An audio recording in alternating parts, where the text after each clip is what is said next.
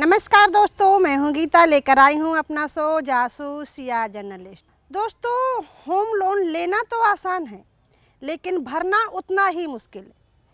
कई बारी लोन लेकर लोग जानबूझकर नहीं भरते हैं, तो कई बारी ऐसी परिस्थितियां आ जाती हैं जब लोन भरना मुश्किल हो जाता है और इसके चलते लोगों की मौतें भी हो जाती हैं। छतरपुर ज़िले के एक मोहल्ले में एक ऐसा ही मामला सामने आया जहां पर उन्होंने होम लोन लिया था घर बनवाने के लिए, लेकिन लॉकडाउन के चलते उनका बिजनेस ठप हो गया और वो लोन पूरी तरह नहीं भर पाए, जिसके चलते बैंक ने 7 अक्टूबर को उनके घर में ताला डाल दिया।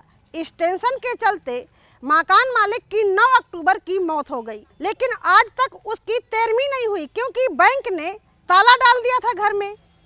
जब तक बैंक ने पूरा कर्ज नहीं भरवा लिया तब तक ताला ही नहीं खुला।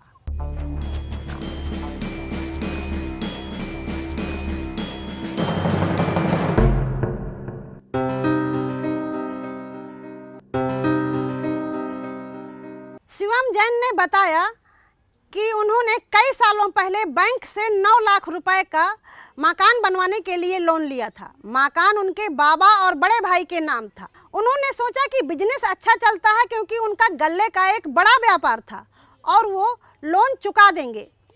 उन्होंने काफ़ी लोन की किस्तें भर भी दी, लेकिन लॉकडाउन के चलते उनका धंधा पूरी तरह से चौपट हो गया। आपके बाबा के नाम मकान था? हाँ।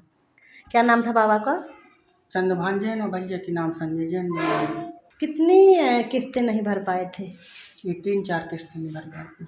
अच्छा, और बाकी भर लिया हाँ। था? तो इसकी शिकायत आपने अधिकारियों से नहीं की कि रंग की देते हैं? नहीं, इसलिए डर लगता था कि रात बिरात हम लोगों को हम जाना मानना नहीं हम लोगों को, इसलिए। तो मतलब प्रशासन ने कोई मदद नहीं की आपकी? नहीं।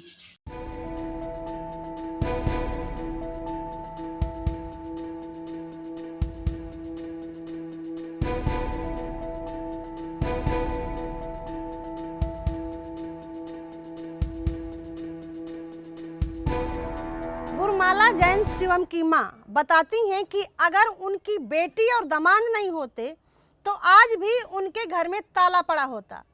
किसी तरह उन्होंने अपने रिश्तेदारों यानी कि बेटी दामाद से 7 लाख रुपए कर्ज लेकर के बैंक को चुकाया है। तो जितने दिन ताला नहीं खुला था तो फिर कहाँ रहती थी?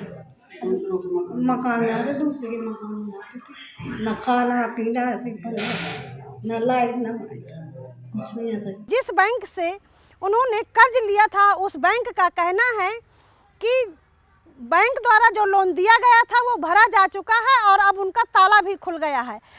वो मामला फाइनल हो गया है, इसमें अब आगे वो कोई बात नहीं कर सकते। होम लोन को सिक्योर लोन की कैटेगरी में रखा जाता है, इसलिए इसके बदले ग्राहक को गारंटी के तौर पर बैंक के पास किसी संपत्ति को गिरवी रखना पड़ता है।